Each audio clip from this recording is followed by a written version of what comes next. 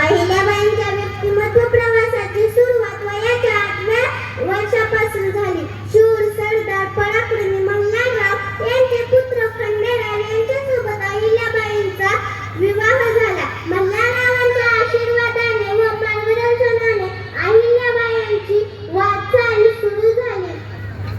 अहिल्याबाईंच्या जीवनात सगळ्यात जास्त योगदान कुणाचे असेल तर त्यांचे सासरे मल्हारराव.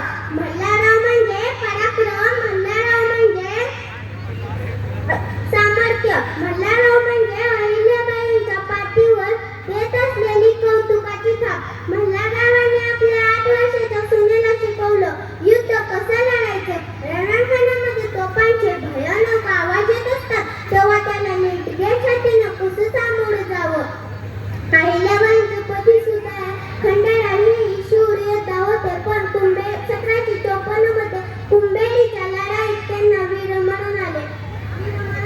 नवरा मेल्यानंतर स्त्रीला सती जाण्याची प्रथा त्या काळी होती, पण मल्हाररावांच्या सांगण्यावरून अहिल्याबाई सती गेल्या नाहीत, पण त्यांनी अनिष्ट प्रथा हे लाटण्याचे कार्य केले.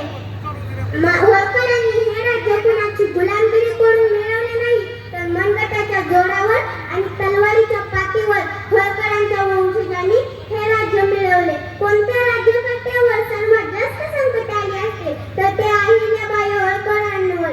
अहिल्याबाईंच्या हयातीत नवरा, मुलगा, सासरा, जावई यांपैकी सगळ्यांचे निधन झाले होते. राज्यकारभार पाहण्यासाठी कोणी पुरुषच उरला नाही, तेव्हा अहिल्याबाईंनी राज्य करण्याचा निर्णय घेतला. याच संधीचा फायदा घेऊन राघोबा पेशवे आपली 50,000ची फौज घेऊन अहिल्याबाईंच्या राज्यावर आक्रमण करायला आल्या. पण अहिल्याबाईंची दूरदृष्टी बघाना त्यांनी आपल्या राज्यातील महिलांना तलवार चालवणं इतर युद्धकलाही शिकवल्या. महिलांची पहिली फौज करणाऱ्या अहिल्याबाई होळकरच होत्या. पण नुसतं युद्धकला असून उपयोग नाही, त्यासोबत बुद्धी कौशल्यही हवं. म्हणून त्यांनी राघोबा पेशव्यांना पत्र लिहिलं, मी एकटी आहे, आपला आहे असं समजू नको. जेव्हा तलवार खांद्यावर पडेल ना तेव्हा खूप जड जाईल तुम्हाला. आपली भेट लवकरच रणांगणामध्ये होईल, पण मी हल्ले तर मला कोणी नावं ठेवणार नाही, पण तुम्ही हल्लात तर तुम्हाला अख्खं जग नावे ठेवेल की तुम्ही एका महिलेकडून हल्लात. राघोबा पेशव्यांनी माघार पत्करली, कारण त्यांना माहिती होतं रणात पराभूत करणे आणि मनात पराभूत केलेला शत्रू रणात उभाच राहू शकत नाही हे मानसशास्त्र त्यांना माहिती होतं. हाच होता अहिल्याबाईंचा इतिहास. हे आणि हे तेजस्वीरत्न 13 ऑगस्ट 1795 मध्ये अनंतात विलीन झालं. मनगटात जोर तिच्या तलवारीत आग होती, मनगटात जोर तिच्या तलवारीत आग होती.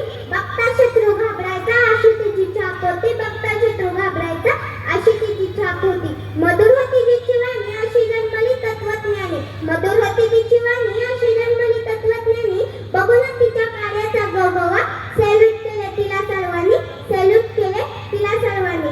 घाट मंदिरे विहिरी बांधून मस्जिद आणि बुद्धविहारही बांधली, घाट मंदिरे विहिरी बांधून मस्जिद आणि बुद्धविहारही बांधली. माझ्या अहिल्याबाईंच्या राजवाड्यात सगळी जनता एकजुटीने नांदली, माझ्या अहिल्याबाईंच्या राजवाड्यात सगळी जनता एकजुटीने नांदली.